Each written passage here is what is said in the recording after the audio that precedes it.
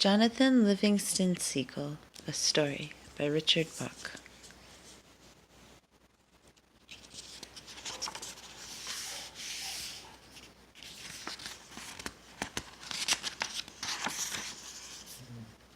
Part 1.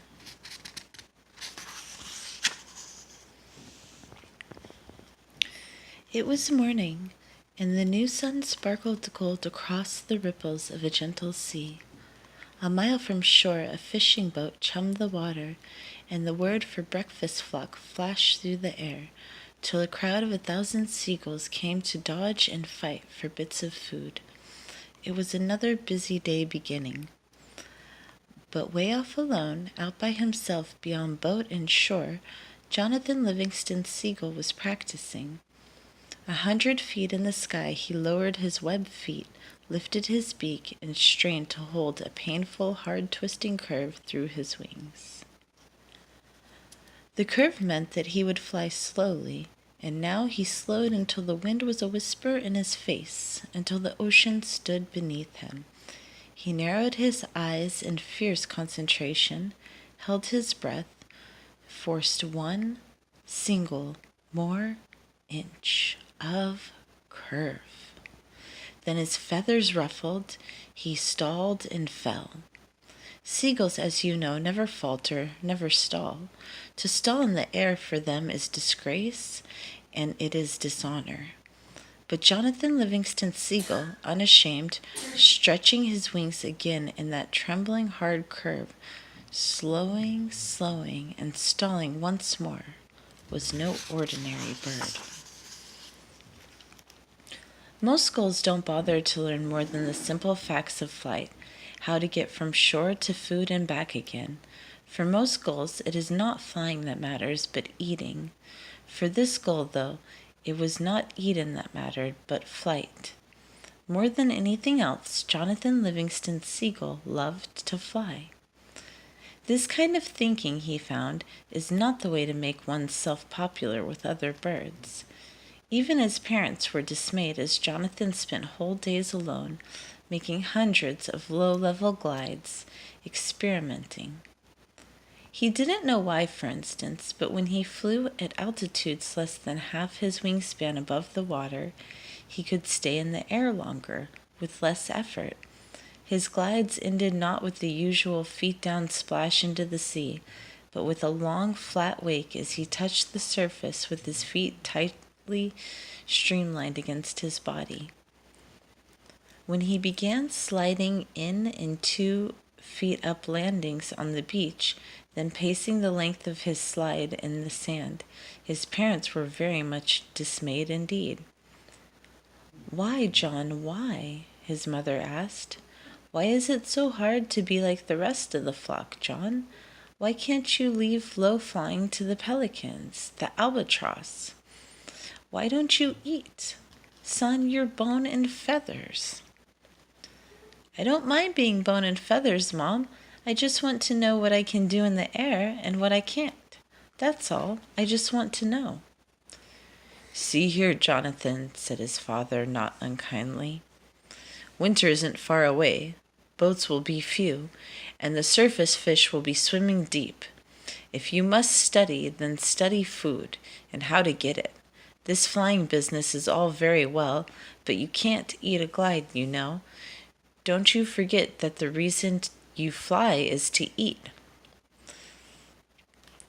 Jonathan nodded obediently. For the next few days he tried to behave like the other gulls.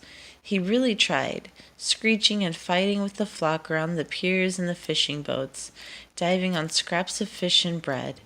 But he couldn't make it work. It was all so pointless, he thought, deliberately dropping a hard-won anchovy to a hungry old gull chasing him.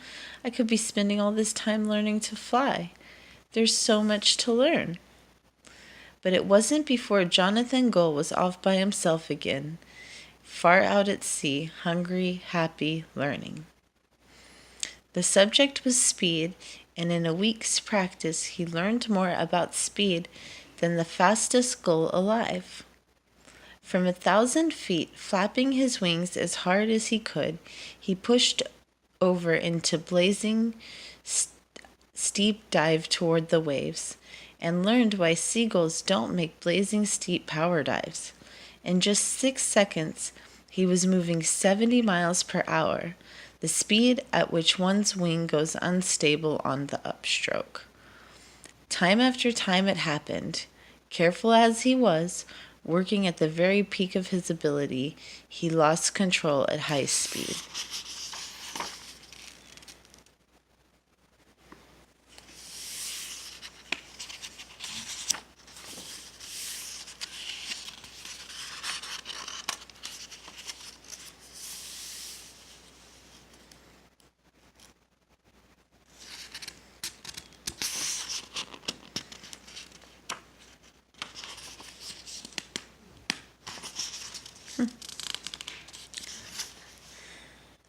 Climb to 1,000 feet, full power straight ahead first, then push over, flapping to a vertical dive. Then every time his left wing stalled on an upstroke, he'd roll violently left, stall his right wing recovering, and flick like fire into the wild tumbling spin to the right. He couldn't be careful enough on the upstroke. 10 times he tried, and all 10 times, as he passed through 70 miles per hour, he burst into a churning mass of feathers, out of control, crashing down into the water. The key, he thought at last, dripping wet, must be to hold the wings still at high speeds, to flap up to 50 and then hold the wings still. From 2,000 feet he tried again, rolled into his dive, beak straight down, wings full out and stable from the moment he passed 50 miles per hour. It took tremendous strength, but it worked.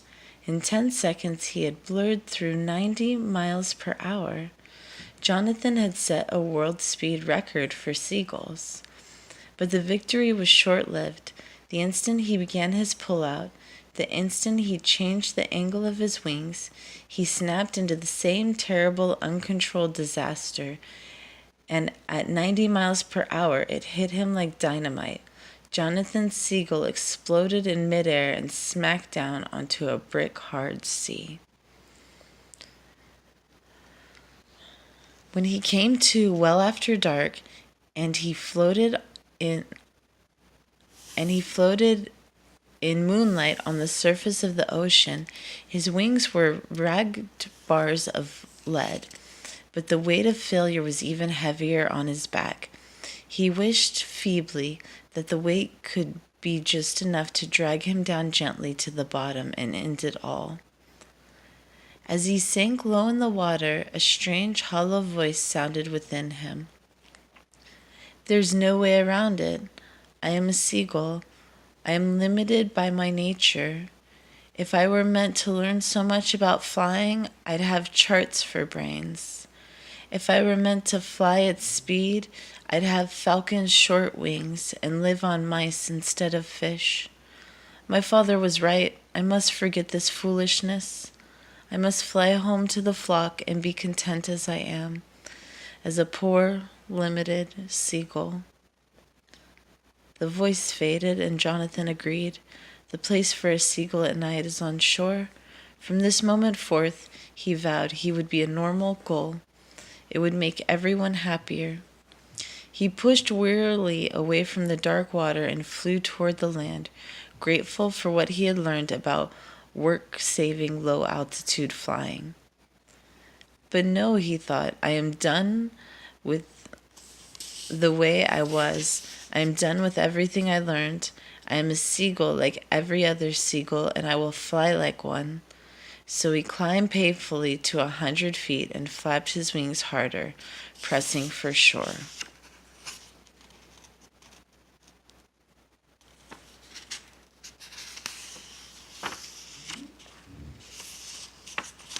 He felt better for his decision to be just another one of the flock. There would be no ties now to force, no ties now to the force that had driven him to learn. There would be no more challenge and no more failure. And it was pretty just to stop thinking and to fly through the dark toward the light above the beach. Dark, the hollow voice cracked in alarm. Seagulls never fly in the dark. Jonathan was not alert to listen. It's pretty, he thought, the moon and the lights twinkling on the water, throwing out little beacon trails through the night, and all so peaceful and still. Get down. Seagulls never fly in the dark. If you were meant to fly in the dark, you would have the eyes of an owl. You'd have charts for brains. You'd have a falcon's short wings.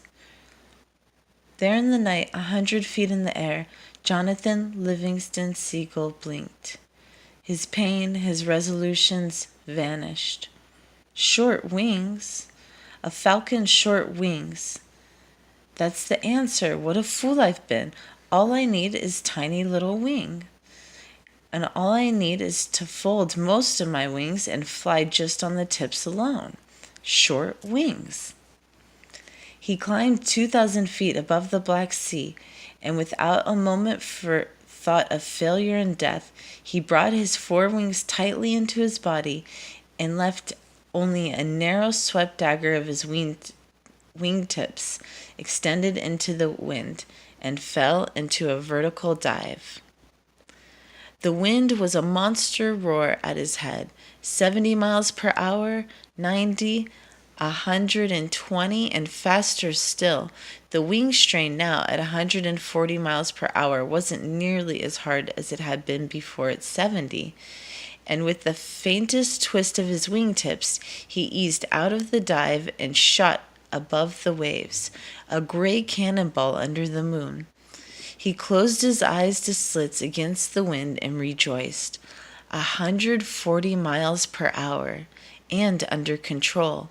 If I dive from 5,000 feet instead of 2,000, I wonder how fast.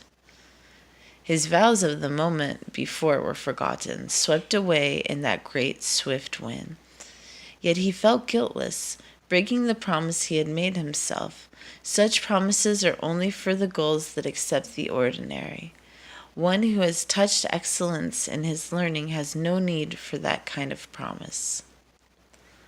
By sunup, Jonathan Gull was practicing again.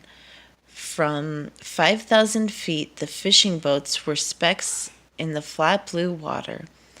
Breakfast flock was a faint cloud of dust motes circling. He was alive, trembling ever so slightly with delight, proud that his fear was under control. Then, without ceremony, he hugged in his forewings, extended his short, angled wingtips, and plunged directly toward the sea. By the time he passed 4,000 feet, he had reached terminal velocity, and the wind was a solid beating wall of sound against which he could move no faster. And he was flying now straight down at 214 miles per hour. He swallowed, knowing that if his wings unfolded at that speed, he would be blown into a million tiny shreds of seagull. But the speed was power, and the speed was joy, and the speed was pure beauty.